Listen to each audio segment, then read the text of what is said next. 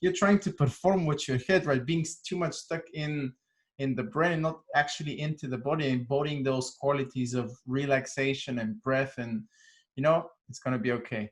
Wow. Yeah, I mean, there's different compensations for being castrated and feeling castrated. One is to become a pleaser and a real nice guy. Another compensation is to become very macho.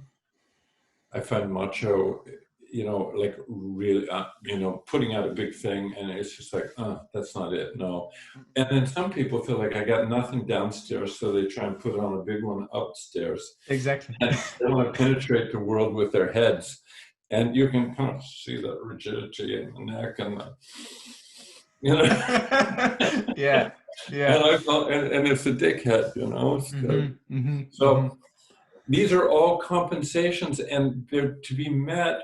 It's kind of funny right now, and it can sound like putting down, but these were intelligent strategies by people to survive in environments that they were in as their personality was forming. So there wasn't that support. And so just like me and just like you learn the strategy to be able to succeed. And so maybe you become a dickhead, or maybe you become a macho, or maybe you become a pleaser, or a mix of all of them. And so I try and be there really with a lot of, humor is great. Yeah. And compassion is a must, because people grew up in the environments they grew up in, and they managed to survive, and they manage now to come to a place, let's say, where they're ready to look at themselves. And so I try and take any judgment out. At the same time, I try to make them aware of the pattern of behavior they've developed to compensate for what was missed or lost or disembodied in the past. I mean, that's exactly what I wanted to also add to that, is that humor could be incredibly valuable too, in the sense of being able to facilitate a sacred space like that. But also when we kind of throw these terms in prior to this interview, and actually hearing you use that term, I thought dickhead is just used the derogatory term. But now when you put that spin on things to the actual word, I'm saying it with a lot of compassion, as you said, coming from a place of, this is just the pattern. We need to put a little bit of light on what you're actually doing, body-wise and thinking patterns, etc., etc., and to show you that, maybe there's another way to do this, rather than just like slamming in a wall with your head every single time. Well, I kind of discovered something about it once, where I was in Denmark, and I was preparing to lead a group, and I was in a group meditation prior to the group, and I was just sitting there, and I was just rehearsing in my brain. I couldn't shut it off, and I finally inquired with myself, what's going on with me? Why am I so in my head? And then I realized, I'm actually scared about leading the group.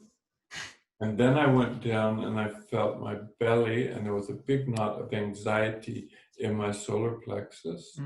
And then I realized, okay, what is that? And then it was like, it's performance anxiety.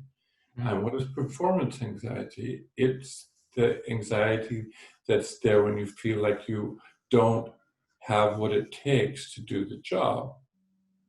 And so the moment I became, and then that generates a whole performing production. And the moment I felt that, and I recognized what was happening inside of me, what I did actually was really interesting, is I just offered a kind of prayer to my long dead father, who had never led a group in his life. And I just said, Dad, I need your help. I'm really scared about leading this group. I don't know, and I need your help. I knew he couldn't help me. He didn't know anything about leading groups, and I didn't really expect him to. But it was a kind of surrender rather than getting more and more tense and thinking about it, I went to that place, actually, I need help, and it relaxed me.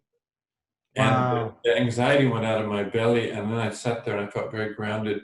And then I felt really loose about going to the group, and I didn't think about it again. I just went in and did it, and it just came Wow. out, So that was really a real turning point for me with starting to pay attention to anxiety Mm-hmm. and trying to always notice it when it's there, Mm-hmm. and to have a relationship to it Mm-hmm. as an opportunity to learn something rather than something to be avoided at all costs, because Mm. anxiety feels terrible, let's face it.